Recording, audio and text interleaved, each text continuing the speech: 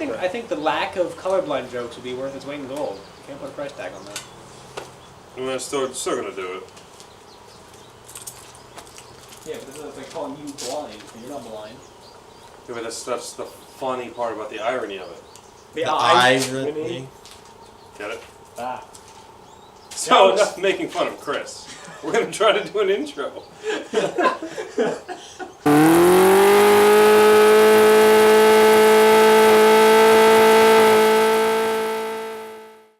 Oh man, if you haven't been following along with the series that we're doing, we're working on the engine of my KZ1000.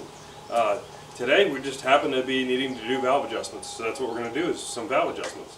Real quick video, because there's plenty of videos that do a lot of explanation about doing valves and whatnot.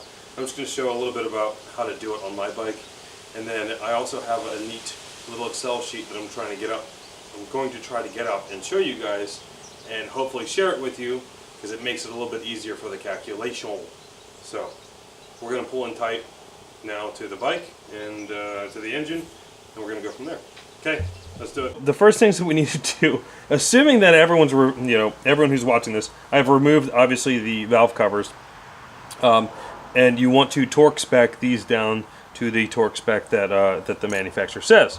So torque these down. Do not strip them or crack the bolts like someone might have done, like me. But you want to torque them down first. Next, we're going to want to get on cylinder number 1, so this is cylinder number 1, and on the intake side, because that's the first thing that you're going to see up here on the top side of the engine, to know that when you're going to be close to top dead center of the cylinder number 1. So as this lobe starts to come around and actuate the valve for the intake, it's going to start coming back around, and what you need to then do is start looking down on your crank that you're going to be moving once you start to get close, as you see this lobe coming around. And you should see, as you get close to that, you should see a double yellow line. A double line that is close to the, you'll see it come past the center mark. And as you see that, that means that's the firing, that's the spark for cylinder number 1. So you want to keep going past the double line and go to the single line next. That means that cylinder number 1 is now at top dead center. So back up top, we can observe this by seeing that the two lobes, both intake and exhaust, are pointing 180 degrees from each other. So now we're either at top dead center or pretty darn close, enough to now shove our shims in there. I already know what the shim value is, but this is what you want to see for cylinder number 1 intake. Alright, so it should be about that difficult to get it in there. So I shoved it all the way in, nice and tight. It should be about that tight. Okay, so cylinder number 1 is right around 0.102 millimeters. So that's what you're going to do. You just want to go around, and now that we've done the intake side, we're going to do the exhaust side, all right, and measure it with the correct shims. And you want to you want it to be nice and tight. Like, you don't want it to be real loose, like that guy's in there, and nice and tight. And you pull that sucker back out, and then you know that's the thickness. So you go around and you do that for each cylinder. So you know what your firing order is based off when this lobe is coming around. So if once we do the intake, we'll do the exhaust here on the opposite side for cylinder number 1. The next cylinder to be firing is going to be the next cylinder that has the lobe actuating the intake. So for us, it's going to be cylinder number 2, because the lobe is actuating the intake valve. So then we'll go back down and look and turn it until we see the double mark, and then until we see the single mark, and then we'll know we're at top dead center of cylinder number 2. So for me, my firing order is 1, 2, 4, 3, which is interesting, but it makes sense if you say it a little different way, like if you say 3, 1, 2, 4. So it makes more sense that way. But it's 1, 2, 4, 3. Easy. So once you have all your values, you're going to want to write them down and make sure you remember these. And I will show you guys the Excel sheet that I have to help you calculate this stuff. But you want to get your shim values down for each cylinder, both intake and exhaust. And then the next thing to do is to then pull your shims and measure your shims to see where that's at. After you've gone through and measured all of your tolerances, or clearances rather, with the shims and written them down for both intake and exhaust for all cylinders, you're going to want to get back to cylinder number 1 being at top dead center, and then go further until you see cylinder number 1 have the lobe, the highest point or the biggest point of the lobe, facing 180 degrees away from the shim, away from your valve. So right here, it's roughly 180 degrees. And now I've got my shim pulling tools, which could not be any freaking smaller for a klutz like me. So this is your little lever guy. He's going to go in there and wedge in between the cam shaft and the shim. And then we're going to put this guy in there and have it stay, and then we'll be able to pull the shim out and measure it. And this is where you want a micrometer for. So we're going to try and give this a shot right now. Okay, so I've wedged this guy under, and now there's pressure on the valve coming from the cam because of this guy wedge being in there. These two guys are different widths here. So the next thing is to throw the correct width in for your engine. And I bought this part at, I don't know, Cycle World or something like that. So this is just an $8 little lever guy, so pretty easy. But this is 5.5 millimeters. So this is the one that's going to work for my engine. So what I need to do is wedge this guy in there so that he's not on the shim, but on the ring around the shim. By the way, guys, this is for motorcycles that are not bucket over shim motorcycle engines. So for this KZ, this is the right one. So now the stay is in there. All right. Next, we're going to come over and flip up our shim. So there we go. We've attacked the shim and gotten it out. Pretty easy. But you got to make sure you don't bump this guy because he's right on the lip of the valve spring. So this sits inside this little lip, like so. And this little edge here is where this stays, or whatever it is, the little thingy, the little wedge is sitting on, so that way you can pull the shim out.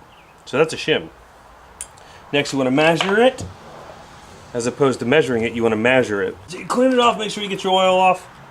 And sometimes they'll have a little writing on it to tell you what size it is.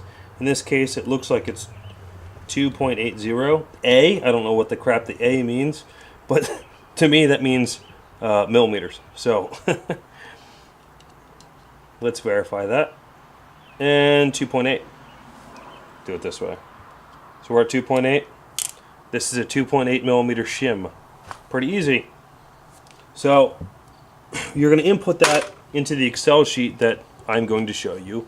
Cylinder number 1 has both been shimmed, or excuse me, has both been feeler gauged to see what the gap is, which is a little bit over tolerance, and then we also know what the shim is. So you're going to just repeat that simple process for all 4 cylinders and for all 8 valves, okay?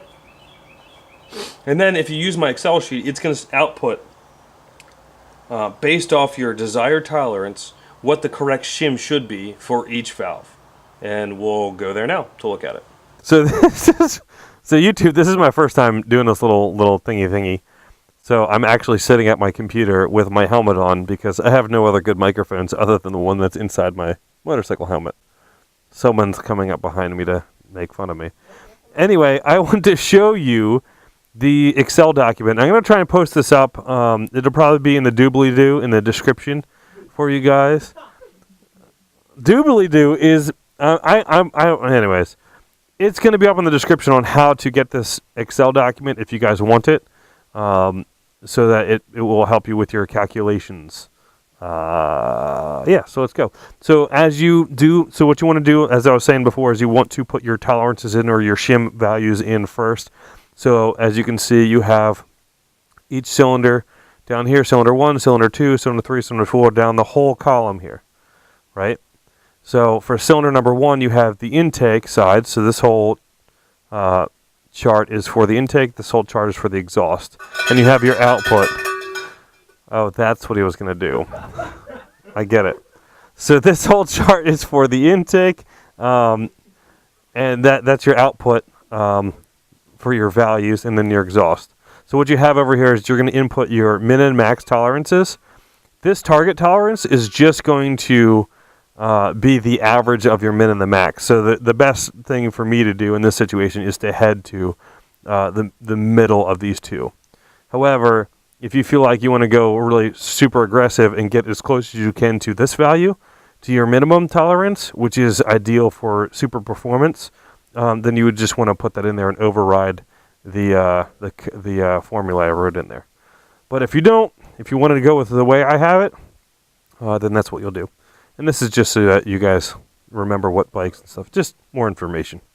So I'm going to go ahead and put in my tolerances, and you'll see how this works.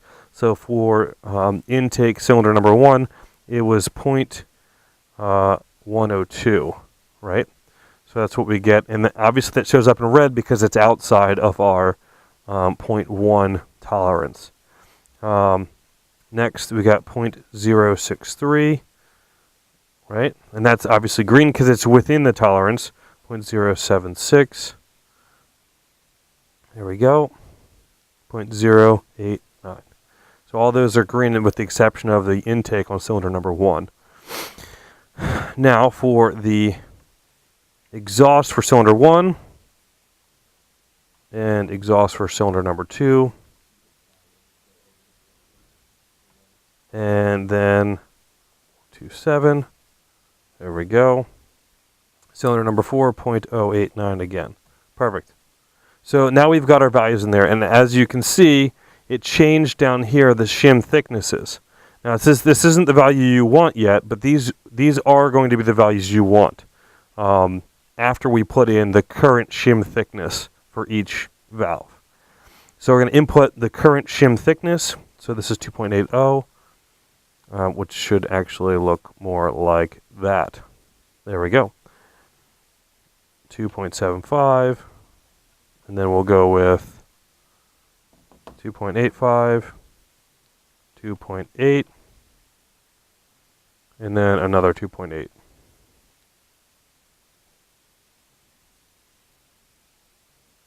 This guy is another 2.75.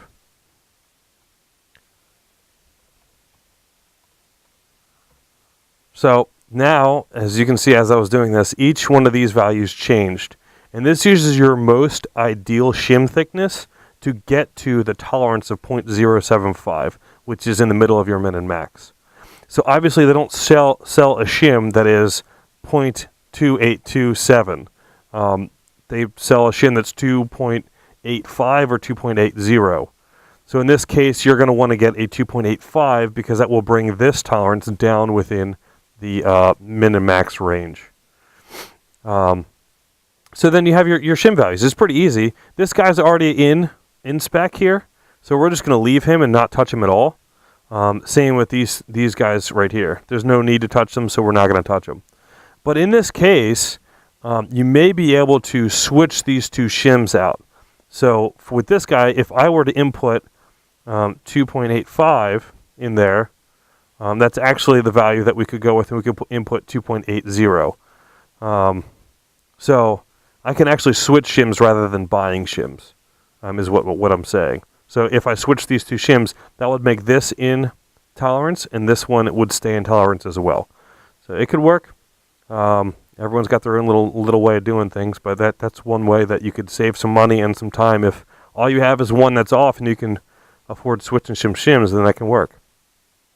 So I'm going to leave this link to this on how to get this document to you guys. My advice is not to touch these values because that's what the formula is going to be inputting values to. So don't touch this box here, but this is all where you want to fill in your information, all of this. All right? And I'm going to sign off now because there's nothing else to this other than I'm going to start putting some stuff back on the motorcycle. It's almost time for me to get this bike running. Thanks for watching. I am going to see you guys later. Peace. That's easy, right? Good enough? Is that good enough? I think it was good enough. Yeah, it's good enough. You liked it? Yeah, Okay. I like it. Okay. Oregon. I so